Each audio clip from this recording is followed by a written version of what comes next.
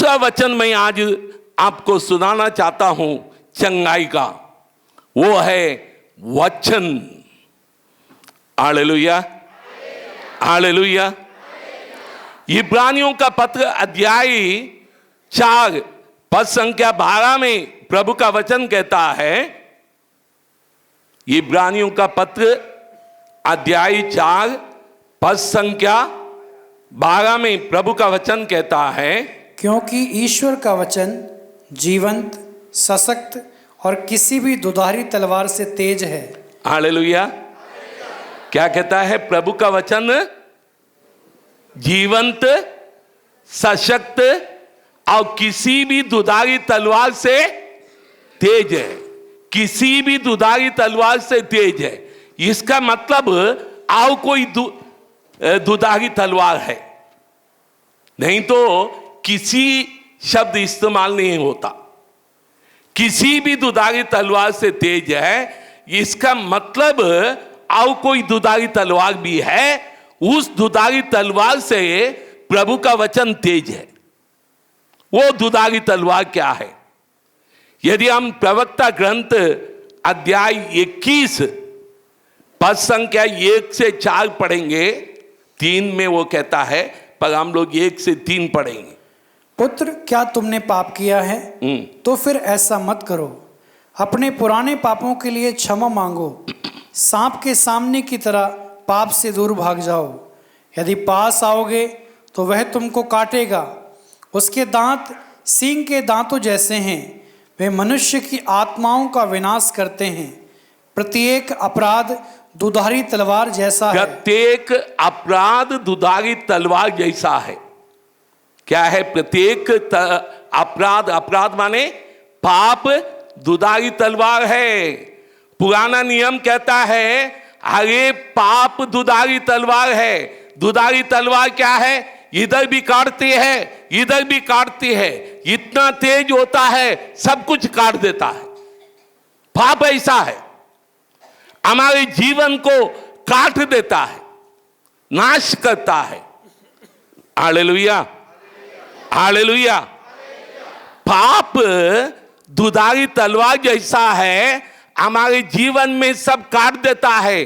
पति और पत्नी के बीच का संबंध काट देता है। माता पिता और बच्चों के बीच का संबंध काट देता है। हमारा और पड़ोसियों का संबंध काट देता है। कुछ भी अच्छा नहीं चलता है। Hallelujah, hallelujah.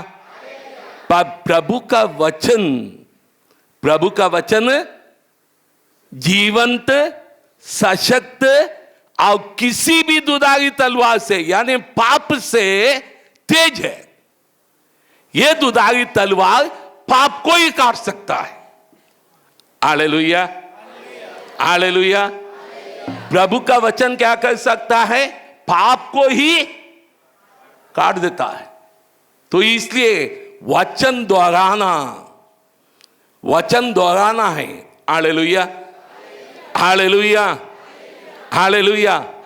अब उस वचन में आगे क्या लिखा है? इब्रानियों का पत्र अध्याय 4 पद संख्या 12 में आगे क्या लिखा है? वह हमारी आत्मा के अंतरतम तक पहुंचता। वह हमारी आत्मा के अंतरतम तक पहुंचता है। ये दुधारी तलवार वचन हमारे आत्मा की अंतरतम तक जाता है और हमारे मन के भावों तथा विचारों को प्रकट कर देता तथा विचारों को भी प्रकट कर देता है। हमारे विचार में गलती है, उसको काट देता है, अलग कर देता है, पाप को अलग कर देता है।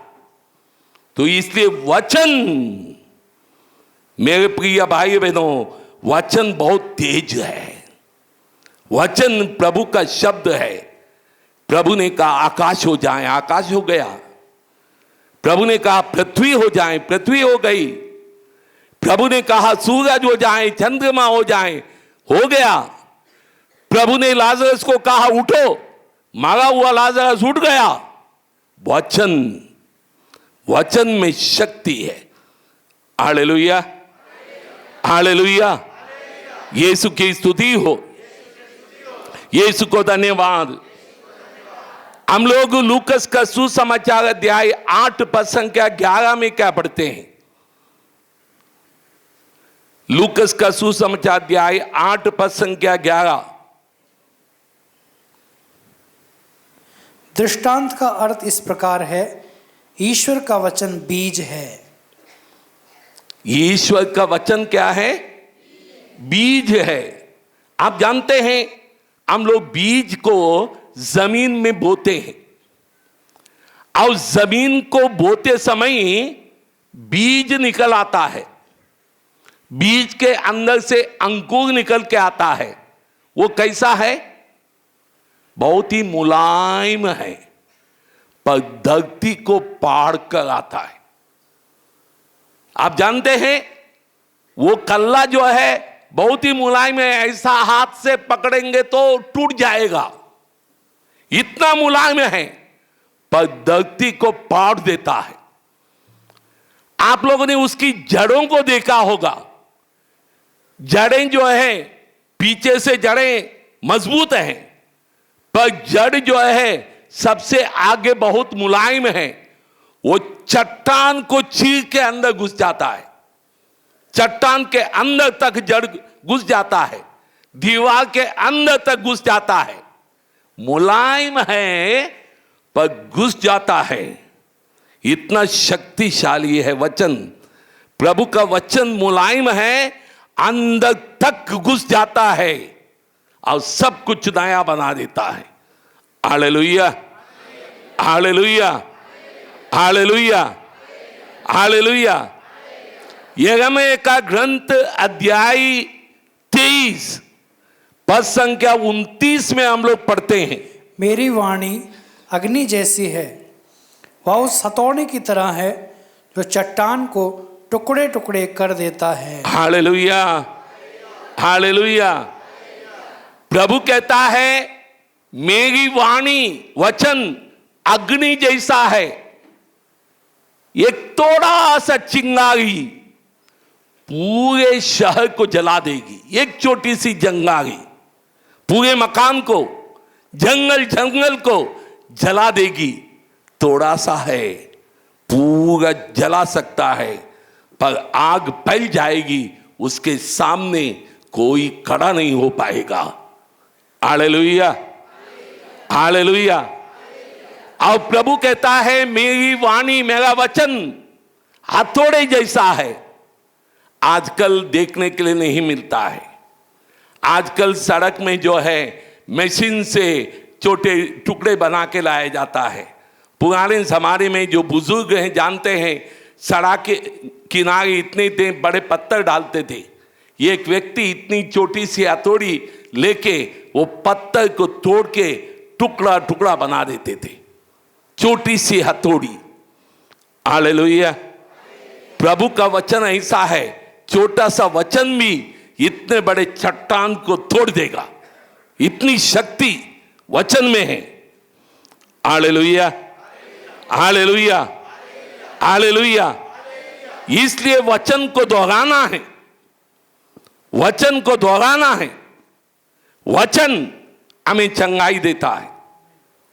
मैं एक दो उदाहरण आपको बताता हूं। एक बार मैं सिस्टर लोग माने नोविसस जो सिस्टर बनने वाली हैं उनको रिट्रीट देने के लिए गया। तो एक प्रोविंशियल उनके एक नोविस को लेके मेरे पास आई।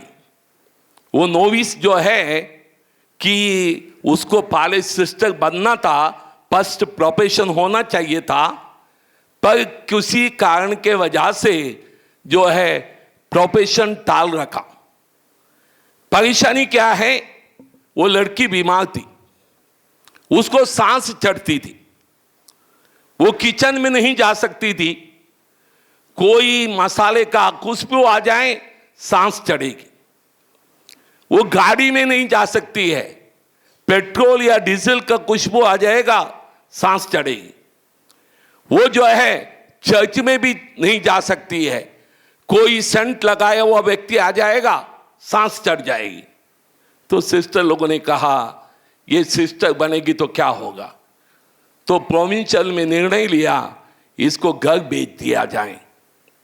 जब मैं दूसरे साल के कैंडिडेट्स को या नोविसस को मैं रिट्रीट देने गया, प्रोविंशियल ने कहा फादर जी ये रिट्रीट में अटेंड करने दीजिए, उसके बाद हम इसको घर भेजेंगे।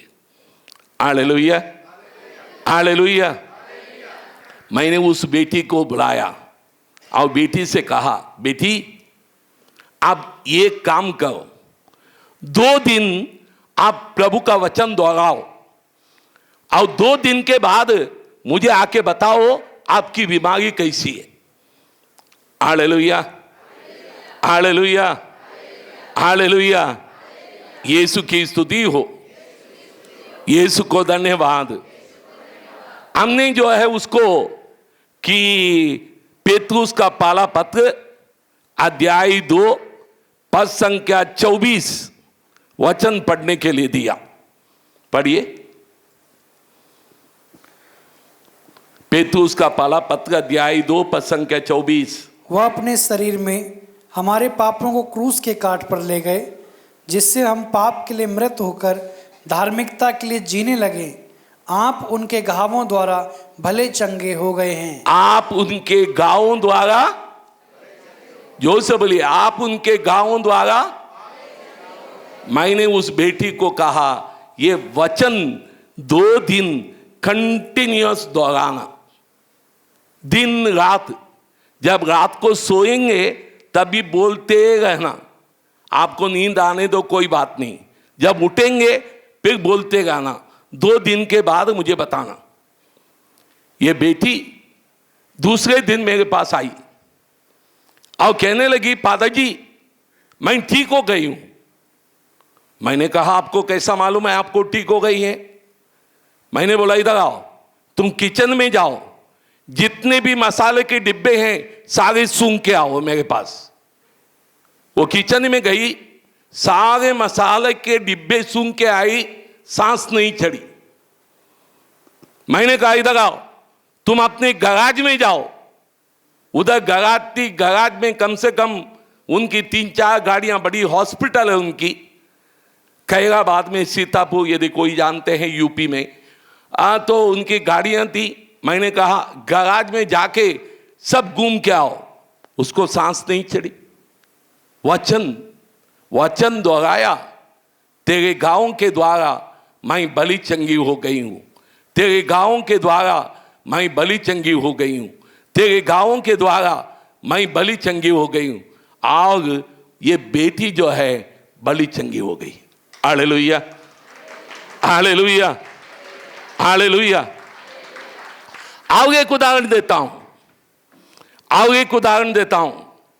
एक बार एक बेटी, एक सरदार की बेटी है, वो 12वीं क्लास में पढ़ रही थी और 12वीं क्लास पढ़ने के बाद ये डॉक्टर बनना चाह रही थी। एक बात बताने भूल गया, वो सिस्टर जो है अभी सिस्टर बनी हुई है। हमेशा मुझे फोन करती है फादर जी नहीं तो मैं सिस्टर नहीं बनती। Hallelujah, hallelujah. मैं आओ एक घटना बताता हूं। एक सरदार की बेटी है, 12वीं में पढ़ रही थी, वो विश्वास करती थी, वो जो है सभी विषय में अच्छी थी पर मैथ में कमजोर थी। उसको एक डॉक्टर बनना था और अच्छी तरह से 12th में पास होना चाहिए था। और इसलिए वो अर्धवार्षिक परीक्षा के समय मैथ के पेपर के दिन सुबह जल्दी मेरे पास आई और कहने लगी फादर जी मेरे लिए प्रार्थना कीजिए, मैं मैथ में पास हो जाऊं। Hallelujah, hallelujah. मैंने उस बेटी को एक वचन दिया, याकूब का पत्र अध्याय 1 पद संख्या 5 पढ़ लीजिए। यदि आप लोगों में किसी में प्रज्ञा का अभाव हो तो वे ईश्वर से प्रार्थना करे और उससे प्रज्ञा मिलेगी, क्योंकि ईश्वर खोले हाथ और खुशी से सबों को देता है। मैंने उस बेटी से कहा प्रभु आप प्रज्ञा के दाता हैं, मुझे प्रज्ञा दे दीजिए। आप प्रज्ञा के दाता हैं, मुझे प्रज्ञा दे दीजिए, इतना ही वचन दोहराइए। Hallelujah, hallelujah, hallelujah. यीशु की स्तुति हो। आप ये अगली एग्जाम हो गई। एग्जाम होने के बाद ये बेटी कभी दिखी नहीं। एक दिन मैं उस घर से जा रहा था, मैंने सोचा उस बेटी से मिलूं। उस बेटी का नाम लवली। मैं उससे सोचा मैं इस बेटी से जाके मिल लूं। मैं मिलने गया, बेटी छिप गई, मेरे से मिलना नहीं चाहती थी, क्योंकि अर्धवार्षिक परीक्षा में क्या हुआ था, वो फेल हो गई थी। बहुत उदास, बहुत निराश। मुझे पता चला ये कहां पर छिपी है। ये किचन में जाके दरवाजे के पीछे छिपी हुई थी। मैं उसको पकड़ के ले आया और ले आने के बाद मैंने बैठाया। मैंने कहा, बेटी जानती हो आप अर्धवार्षिक परीक्षा में क्यों फेल हो गए? आप इसलिए फेल हो गए, यदि अर्धवार्षिक परीक्षा में पास होते, आप सोचते अभी मैं पास हो जाऊंगी, मुझे पढ़ने की जरूरत नहीं है। आपको दो काम करना है, अभी ज्यादा पढ़ना है और ज्यादा वचन दोहराना है। उसको समझाया, तैयार हो गई और रोजाना वचन दोहराने लगी। फाइनल एग्जाम आई।